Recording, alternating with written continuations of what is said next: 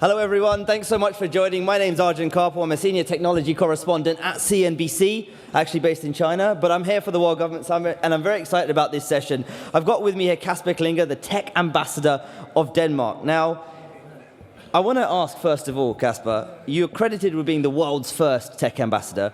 What exactly is your role? Well, perhaps to begin with, it's not something I came up with myself. I actually represent something. I come from the government of Denmark, and it's a full-fledged ambassadorial posting inside the foreign ministry. But I think it's a recognition of what is basically being discussed here in Dubai these days, that technology is going to have a profound impact, not only on us individually, but also on global affairs, on foreign policies, on international relations. And as a small open economy up north, we have to prepare ourselves for that future. We have to have ideas on how that will impact both a country like Denmark, the European Union, but also global affairs. So we wanted to be out there, have a presence in the global epicenters of transformation, which we think is going to be technology driven. So you said technology will have a profound impact on all of these areas. In your view, what is that impact? Well, yeah, I don't want to sort of go into the hype of new technologies, but I spend most of my time in Palo Alto in Silicon Valley. And it would be, I would not be true if I didn't say that, you get a real sense of urgency, that there is a fast pace of new technologies, whether we talk machine learning, artificial intelligence, IoT, and that's perhaps what is different in this industrial revolution compared to some of the previous ones, that the impact of the pace of new technology is going to hit us with a faster pace than before, and I think the reaction time of governments is going to be reduced. Right. So in other words, to better understand the consequences in good ways, and there are many good ways, but also to mitigate some of the risks that is associated with these new developments. That's what we're trying to do, including by appointing a tech ambassador. And one thing you've actually spoken about in the past, of course, which is a result of the growth of technology, is actually the power of the technology companies creating this technology. You look at the Googles and Facebooks of this world and the kind of influence they're having on elections and various other things which you would never thought would potentially have happened. So you've said in the past that the growing power of tech companies could turn into political power as well. So is your role then to try to curb that power? Or is it inevitable that a role like yours is needed to bring diplomacy to tech? How do you kind of balance that development that's happening right now?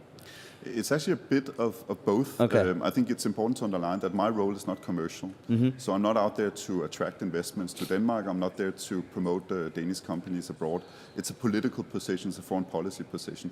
But I think what you're saying, Arjun, is absolutely correct. This is about having a conversation, a critical dialogue, including with some of the big technology companies, not only in Silicon Valley, but also in Shenzhen, in Guangzhou, in the Middle East, elsewhere, where we bring to the table views representing the Danish government, and that can be on the role of autonomous vehicles one day, and it can be on sustainable energy the next day, but it can also be how we avoid the technology platforms undermining democracies, meddling with election campaigns, so on and so forth. So there is a degree of watchdog role in what I do, and it's not always that the technology companies enjoy having me visit. Let me be honest about that. So, I mean, one thing I want to talk about is what we've seen is a lot of bad situations from technology companies. We saw a lot of problems with companies like Uber, for example, in many markets. We've seen, the Facebook Cambridge Analytica scandal from last year as well.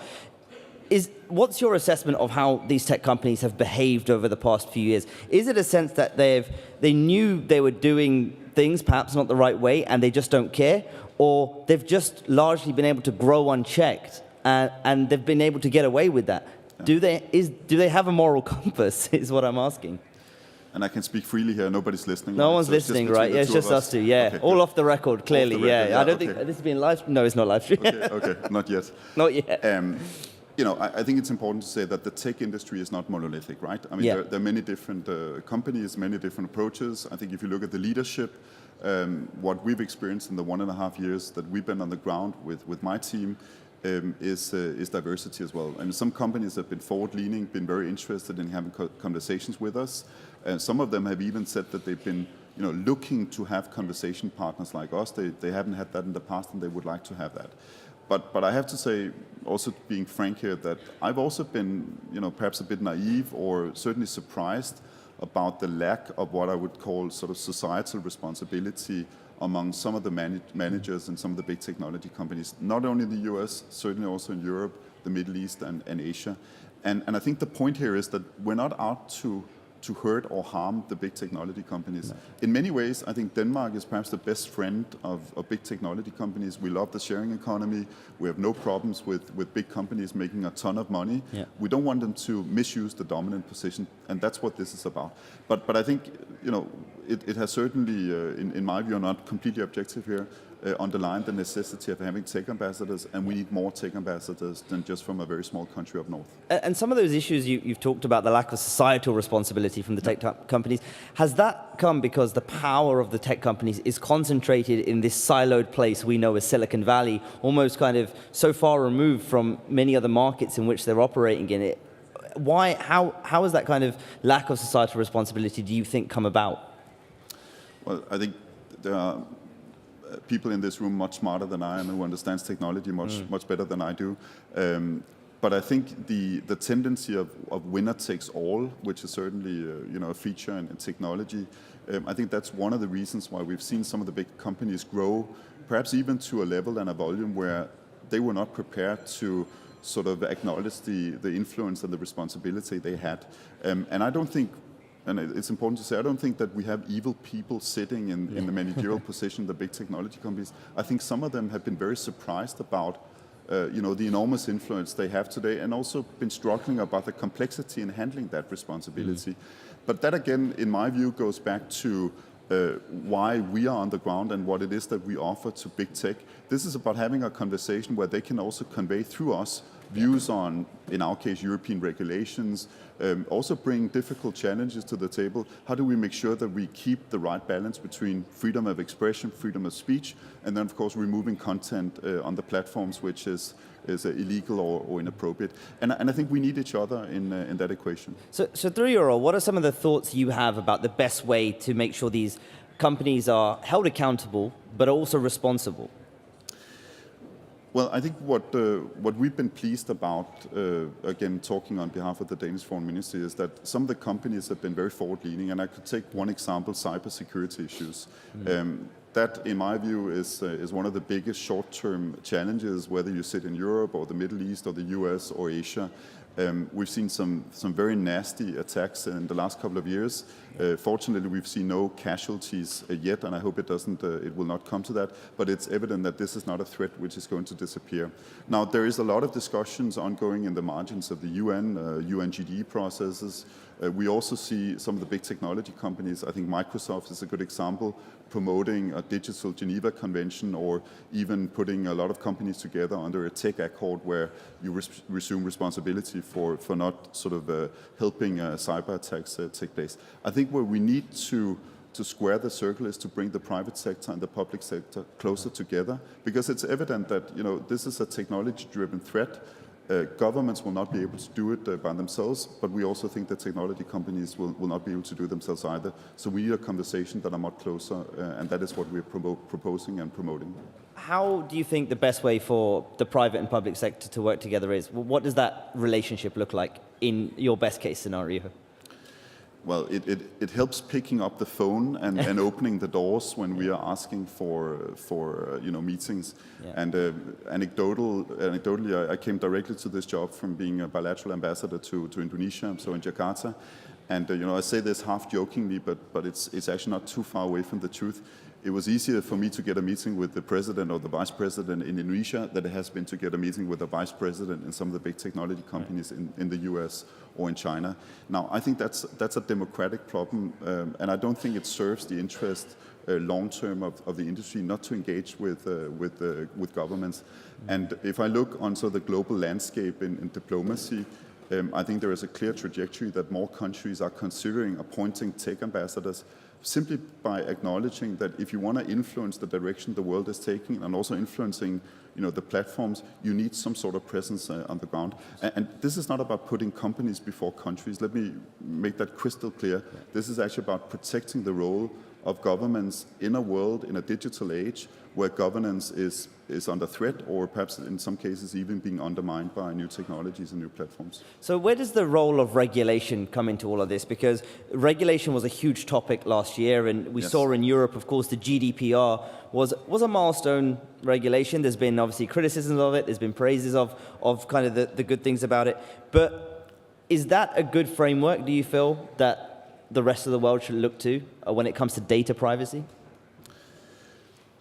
You know, again, a story from the life of a tech ambassador in Silicon Valley. I think the first year I was on the ground, I would have been a very wealthy man if I'd received $1 every time a technology company complained about Europe's general data protection regulation. Yeah. I think times are changing, and I think today there is acknowledgement that Europe might have an important role to play in setting direction on creating frameworks in the ecosystem of technology. We see California introducing something which is very similar to Europe's GDPR. I was in India recently. I think India is considering doing something similarly. So what a few months ago seemed like obstructing or stifling innovation, perhaps putting unnecessary regulation into companies. I think today there is an acknowledgement that it's a very important principle that your personal data is your personal data, and that you have to give your consent for that data to be used by the big technology companies. Now, GDPR is not popular. You mentioned that yourself, and especially among small and medium-sized enterprises, the administrative burden is quite large. So perhaps it's not the perfect way forward, but I think it's a very necessary way forward.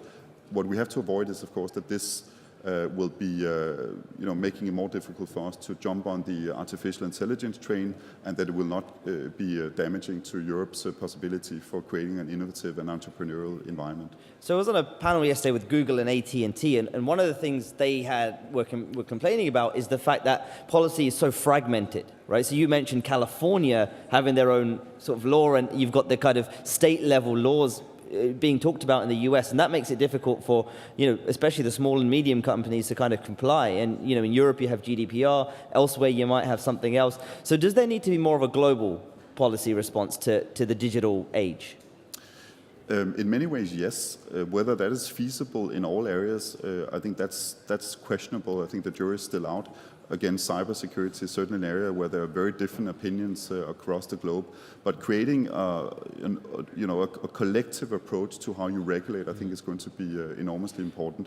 And I think, sitting here in Dubai and participating in what I think is incredibly important discussions on the future of governance, I think it is important that we approach this from a value-driven direction. It's really about making sure that the technology will work for the better good of everybody, that it's inclusive, that we don't have a digital divide where, both locally inside countries or regionally or even globally, that you have people that will be trailing behind, that will not be able to experience the opportunities that technology is going to bring about. And I think that requires a global approach, but I think it also requires an approach that brings together the private and the public sector.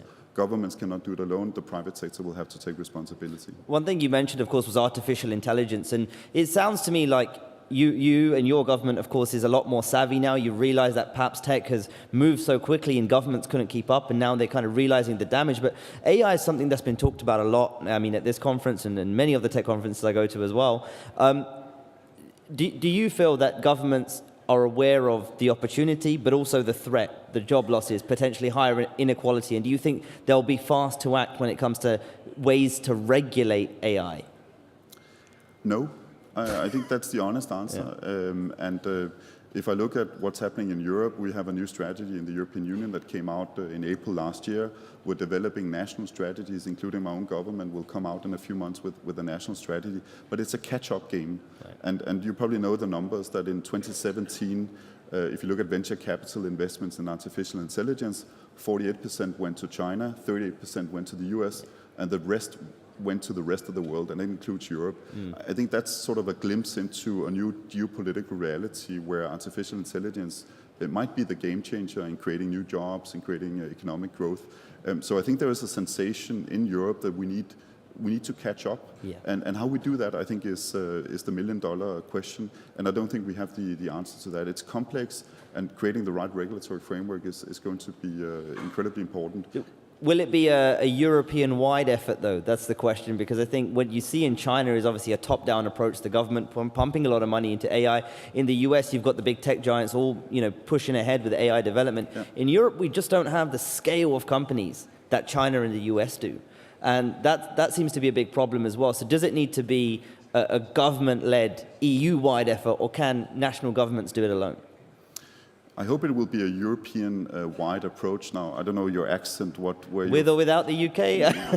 Let's not go there. That's a separate discussion. But I think we need a regional approach to it. Yeah. It doesn't make sense to have national approaches to this. I think on this big discussion on whether Europe is completely lost on artificial intelligence, what I would just add to that discussion is that if we look at sort of the data in this, universities, research, small enterprises being built in Europe, the numbers are actually very, very good. And if you look at the patents, it looks very promising for Europe as well. I think where the US and China they have enormous advantages is that it's almost innovation by mergers and acquisitions. So what I see also on a daily basis in Silicon Valley is that the big companies, because of the volume and the economic power they have, they basically swap up all the small and medium-sized enterprises on new technologies, including artificial intelligence, and buy that out of Europe. I'm not an economist, so I don't know whether it is per se a bad thing that we're losing these companies, but it's obvious that we're not building the unicorns of tomorrow in Europe, and that's something we need to pay attention to and find ways of perhaps addressing. So one thing you mentioned about your role is you feel that other countries will start to put in place tech ambassadors as well. So do you envisage a time where we get to a stage where tech firms have their own ambassadors to countries, or to potentially a new form of a digital UN of some sorts, where countries have their own tech ambassadors, the tech companies send either their CEOs or their own ambassadors to meet? Is that how you see this kind of playing out, a UN-style approach to discuss global tech policy? Well, it's a very selfish point, but of course it's enormously lonely to be the only tech ambassador in Silicon Valley. So I would like to have some colleagues that I can meet with on a regular basis. Yeah, the after-work drinks must be boring, I guess. That's an old school version of diplomacy.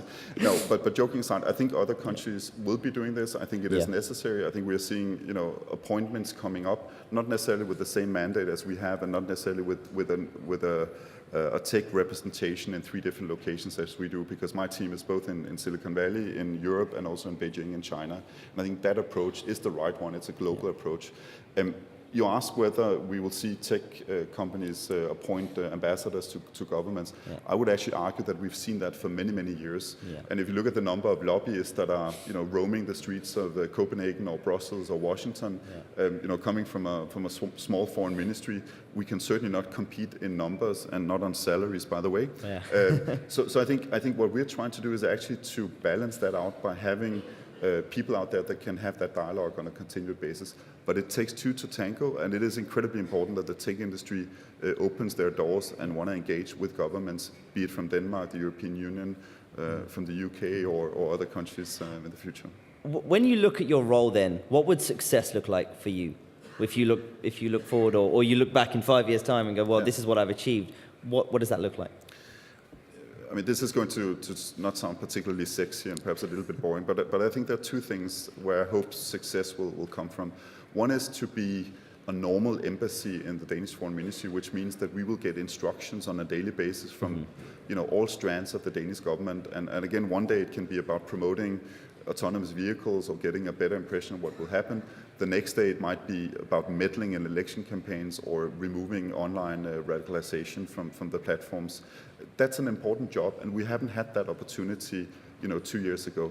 Right. The other part of what success looks like for us, I think, is if we can help prepare Danish policymakers, Danish decision makers for the digital age or the 4th industrial revolution, to make sure that we are well prepared for the changes that will be coming in our way. Now, I don't know whether the future of the labor market looks promising or whether we will see displacements of jobs, but what I do know is we will definitely see a lot of changes, and being prepared for that future, I think, is going to be important. And by the way, I think that's the argument on why other countries will need to do the same. Casper, we've got about a minute left, so I just want to close out this discussion, which has been fascinating, to ask you what your message to governments is about how to engage global tech giants. Well, I don't want to end on a negative note, but I think it's important that we're not naive in the conversations with big technology companies. I think we need to hold them accountable. We also need to make sure that they feel that we take a firm view on how they operate, and if they step outside the sort of beaten track on societal responsibility, that could have consequences by working with them. On the other hand, I think we need other governments to sort of look ahead into the future as well.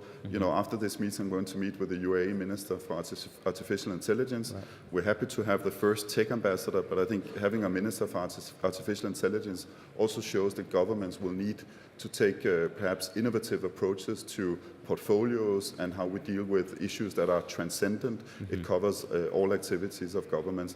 And finding that balance, I think, will be critical for countries to be well prepared for the digital age. Casper Klynge, Tech Ambassador of Denmark, thank you very much. Thanks very much.